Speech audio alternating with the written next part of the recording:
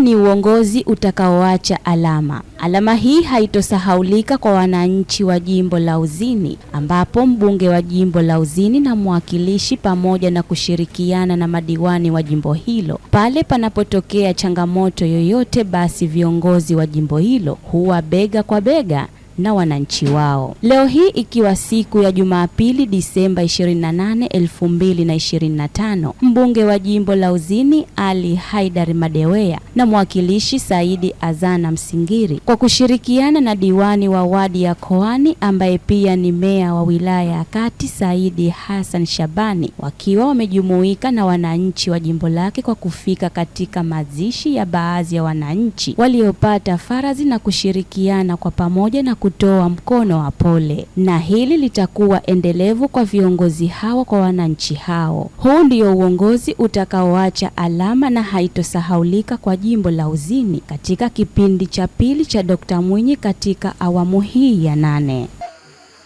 Katika Qur'ani Mwenyezi Mungu anasema inna lillahi wa inna ilaihi raji'un. Hii inaonyesha kwamba binadamu tunazaliwa, tukizaliwa kuna maisha tunapitia, baadaye tunakufa. Kwa hiyo hii ndio safari yetu ya mwisho kabisa kwa maisha ya wanadamu. Kwa hiyo hili ni funzo kwetu sisi pia kama wanadamu. Tunatakiwa tujiandae kwamba tukijua mwenzetu tayari kishatangulia, lakini nini kitamfaa kule alipo ni amali zake ambazo ameziacha duniani. Amali ambazo zikiwa nzuri zitamfaa zaidi, lakini zikiwa mbaya ambazo Mungu alitukataza, Mungu atunusuru na huko, basi itakuwa mtihani. Kwa hiyo sisi kama uongozi wa jimbo la Uzini ni makubaliano yetu kwamba kila panapotokea msiba, kwa umoja wetu lazima na sisi tuende mazikoni, lakini sio kwenda mazikoni, lazima na sisi tuende tukatoe ubani wetu ili kuonesha wananchi kwamba tuko pamoja nao.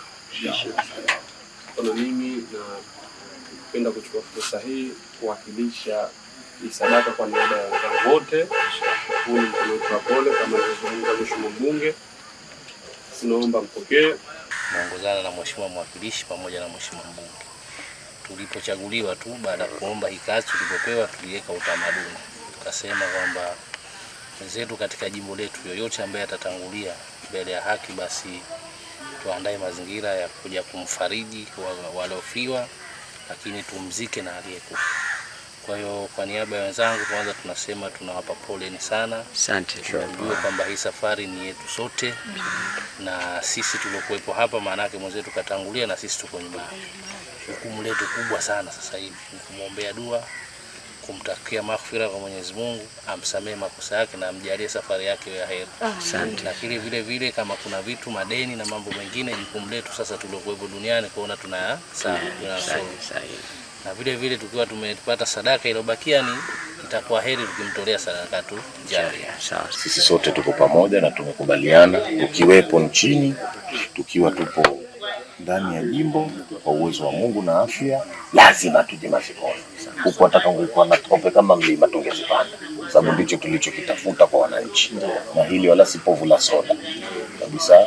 Taratibu tumejiwekea na kwa uwezo wa Mungu atatusimamia na ataweza kutuwezesha kuweza kutekeleza kwa muda wote wa kipindi kitakachokuwa tuko madarakani. Badala hai machache kubwa, tumuombe dua kwa sababu sadaka tujaria nzuri ni mtoto mwema. Kama kuna kisima Katienga au tumtolee, tumjengee kama kidogo msikiti whatever, kwa udogo huu at least elimu yenye manufaa. Sawa. Asante. Mwenyezi Mungu afanye wepesi.